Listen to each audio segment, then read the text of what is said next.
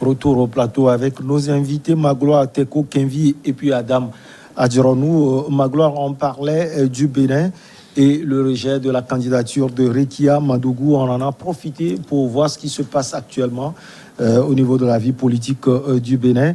Rekia Madougou, vous l'avez déjà dit, une candidate sérieuse finalement écartée. Et comme on le disait, le président Patrice Talon a tout maintenant pour pouvoir encore briguer un mandat de plus. Mais d'abord, disons, Rekia Madougou, une candidate sérieuse, au sens propre du terme, je sais pas. Ouais. Je crois qu'il n'y a pas... Je pense que c'est elle, la vice-présidente, c'est Aïvon qui est le candidat normalement. Non. C'est elle. C'est Aïvon, c'est le colistier de Madougou. Ouais. Voilà, donc disons, en fait, moi, je ne mène pas un débat de personnes. Ouais. Je mène un débat de principe. Et donc, je dis à la base que si des candidats régulièrement investis par un parti n'arrivent pas à avoir le parrainage et que c'est d'autres qui l'ont, objectivement, ça dit beaucoup de choses. Et c'est ce que moi, je voudrais qu'on comprenne. Quand mon confrère me parle des tests, des tests qui parlent aujourd'hui, oui, je l'ai dit même dans mon développement, quand vous voyez la décision de la Cour constitutionnelle, elle a été vraiment bien mûrie.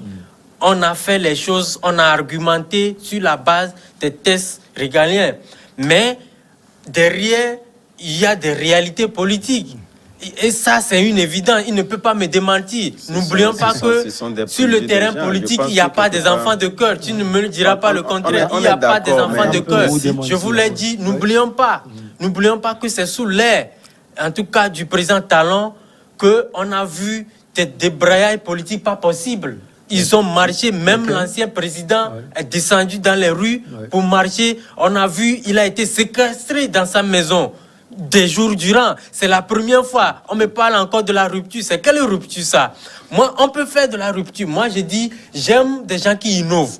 Des gens qui apportent du sang neuf. Des opposants qui sont blessés. Vous savez, vous savez. Et ça, c'est du nouveau. On ne veut pas me dire que c'est parce qu'on veut révolutionner la scène politique béninoise qu'on est obligé d'introduire des choses qui puissent mettre en mal la démocratie béninoise. Aujourd'hui, l'image qu'on a de la démocratie béninoise, il y a 5 ans, il y a 10 ans, ce n'est plus la même image. Ça, ce n'est pas une question de rupture. Non, le président Talon, je l'apprécie dans le management.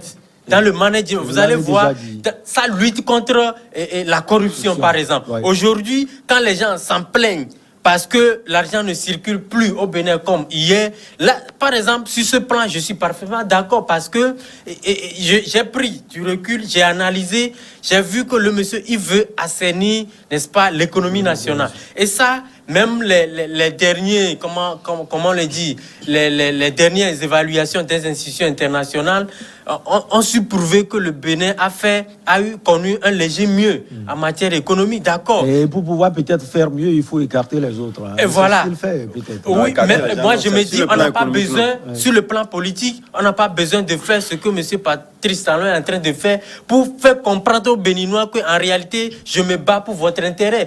Quand les actes parlent d'eux-mêmes, eh bien, on n'a pas besoin de faire tout ça. Il aurait pu laisser libre cours à tout le monde de postuler à la candidature pour, n'est-ce pas, la présidentielle qui vient, et que les Béninois choisiront ce qui, selon eux, est à même de diriger leur pays. Moi, je dis, la rigueur qu'il impose à travers des têtes taillées sur mesure, si, par exemple, Yahi Boni avait imposé cette rigueur, je ne crois pas que le président Talon serait là où il est aujourd'hui. Et donc, oui, la rupture, oui, mais dans la légalité, dans le bon sens. C'est ce que je dis.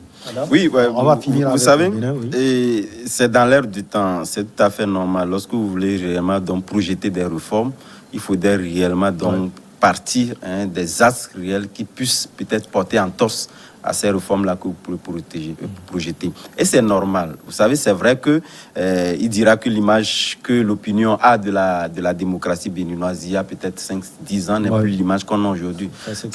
Et c'est normal, puisque c'est dans l'air du temps. Aujourd'hui, des voix se lèvent sur des démocraties célébrées comme les États-Unis. Et les voix se lèvent pour dire que voilà, la loi fondamentale des États-Unis aujourd'hui ne rime plus avec la réalité que nous avions aujourd'hui. Donc, ce qui dit est tout à fait normal. Et je suis d'accord que lorsque vous voulez véritablement donc imprimer une nouvelle marque, dans un environnement où les gens ont pris des mauvaises habitudes pour développer beaucoup d'autres choses, c'est toujours difficile. C'est tout à fait ce que nous voyons aujourd'hui. Mais demain, je pense que c'est les mêmes acteurs, sont les mêmes acteurs qui viendront applaudir que voilà ce que Patrice Talon a eu donc à poser comme soubassement, poser comme fondation. Voilà, les fruits sont là. Et ça a commencé déjà, nous ne sommes pas assez loin. Lui-même, il a dit aujourd'hui, il y a un léger mieux en ce qui concerne dans les performances économiques du Bénin. Et nous voyons également sur le plan éthique, même le plan moral, sur un certain nombre de pratiques qu'il a commencé déjà par émettre, ça a commencé déjà par porter fruit. Et c'est normal. Lorsque vous le faites, vous ne serez pas aimé. Mais demain, c'est demain la progéniture qui est donc importante. Demain, ils salueront donc ces réformes-là aujourd'hui. Allez, Congo-Brazzaville, donc présidentiel. Sassou Nguesso parti pour un nouveau mandat à 77 ans. Le président congolais va briguer un nouveau mandat. Il cumule 36 années à la tête du Congo. Annoncé samedi à Kibangu, au sud du pays, qu'il sera bien candidat et il compte remporter Magloire les élections dans son pays. Qu'est-ce qui vous fait rire? J'en ris un peu. Parce que c'est un peu ça notre continent africain où on sait quand les gens arrivent, mais on ne sait jamais quand ils partiront. C'est ça aussi les tristes réalités de notre continent. Vous l'avez dit dans votre introduction, le président Denis Sassou Nguesso, ça fait quoi? Il cumule 36 ou 37 ans actuellement. Et selon la Constitution, dernièrement taillée sur mesure, il a la possibilité de briguer la présidentielle de 2021 et il peut encore briguer la présidentielle de 2026 ou 27 qui arrive. Et donc, voilà, le monsieur, il est là. Et le Congrès s'est réuni il y a presque une semaine et on l'a désigné. Et la théâtralisation qui a caractérisé, n'est-ce pas, cette désignation, c'est que, oui, les congressistes même se sont dit cotisés, n'est-ce pas, pour payer la caution du chef de l'État. Vous voyez un peu ce qui est un peu extraordinaire dans ce que nous suivons de l'autre côté du Congo. Mais pour faire sérieux, c'est pour vous dire qu'en réalité, on dirige un pays à quelle fin? On dirige un pays pour laisser des traces positives. Des traces positives, vous m'excusez. Mais c'est les statistiques, au-delà des discours politiques que les hommes politiques tiennent. Si nous consultons les statistiques aujourd'hui, vous verrez que la pauvreté, elle est à un seuil assez élevé au niveau du Congo. Mais c'est quand même paradoxal qu'un président qui est là 36 ou 37 ans durant et qui, au temps présent, est considéré tel comme le Messie, c'est-à-dire qu'après lui, il n'y a personne. C'est l'empereur. C'est l'empereur qui est là. Et que quand on consulte les statistiques en termes de seuil de pauvreté, c'est carrément catastrophique.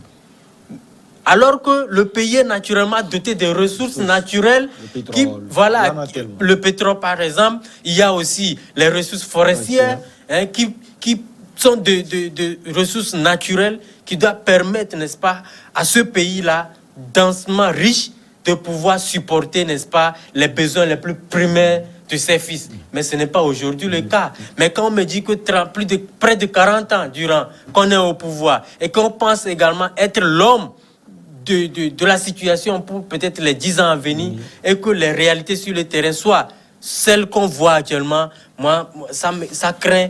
Et pour moi, le terrain politique en Afrique est loin de l'éthique. Adam, on voyait aussi venir Denis Christel Sassou Nguesso, son fils, mais finalement, le papa dit je veux encore aller, et comme Magloire l'a dit, il a encore 10 ans. Ce sont des rumeurs. Ce sont des rumeurs en ce qui concerne donc l'avenir de son fils. Vous savez, c'est vrai que les critiques mises à l'encontre de Denis Sassou Nguesso, c'est vrai, d'une manière objective, c'est vrai qu'il y a beaucoup de choses qui peuvent... C'est en fait discutable. C'est discutable. Voilà, en ce sens que je dis aujourd'hui, normalement, cela doit éveiller un certain nombre d'opinions à vouloir savoir que ce qui avait été fait donc, chez nous au Togo était donc salutaire, où la voie était réellement donc, à ne pas avoir donc...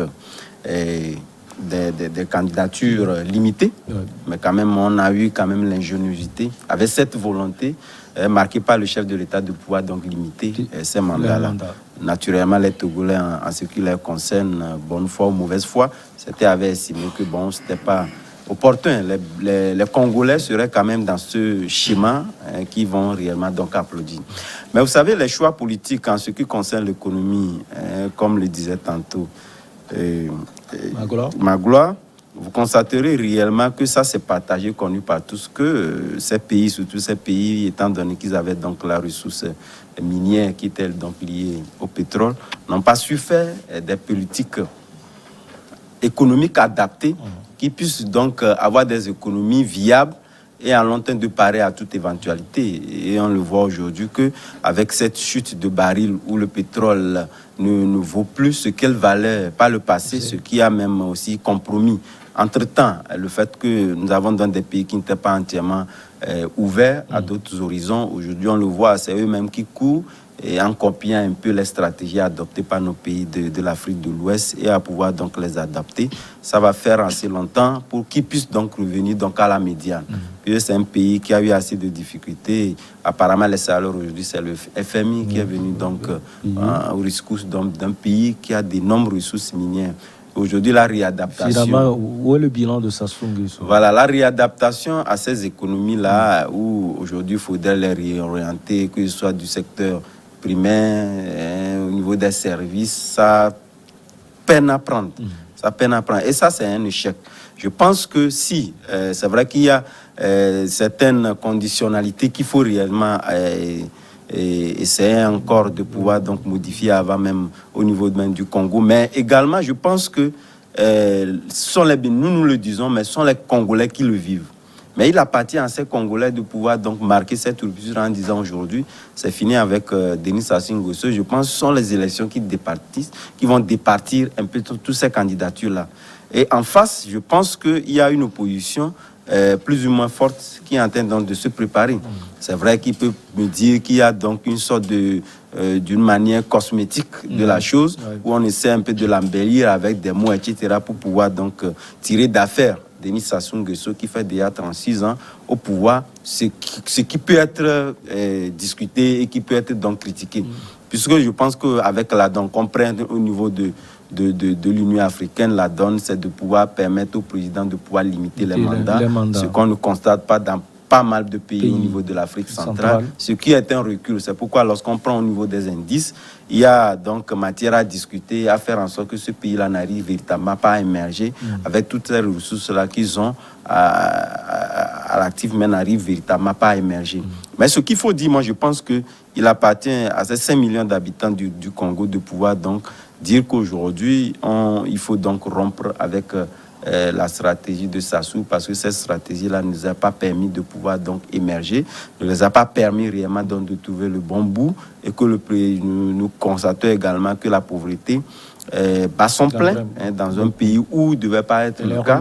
Et ça, on a constaté que c'est réellement le fait que le pays n'a pas su donc adapter les dispositions nouvelles qui puissent donc régénérer dans l'économie qui a conduit à tout ça là. Je pense que lui-même il en a conscience, puisque de toutes les façons il y a eu des études qui sont lui-même, lorsque vous allez, il essaie donc d'orienter, et peut-être que si réellement au niveau de son programme de société il arrive réellement à convaincre les Congolais. Est-ce que vous appelez le programme de société dans le sur la nouvelle donne qui va donc imprimer à permettre donc au pays de pouvoir donc se relever, comme il a commencé d'ailleurs même pas le faire, parce que lui-même il sait objectivement, il a plusieurs fois dit que voilà, le pays a connu de recul compte tenu du fait que les choix politiques que nous avons faits en matière donc économique ne sont pas réellement adaptés. Il faudrait qu'on change de mentalité. Donc il appartient au peuple congolais de pouvoir dire que voilà, l'ère Sassou, il faudrait quand même que ça prenne fin. Le président du Congo entre 1979 et 1992, puis depuis 1997, cette période creuse, il faut le souligner, Magloire, entre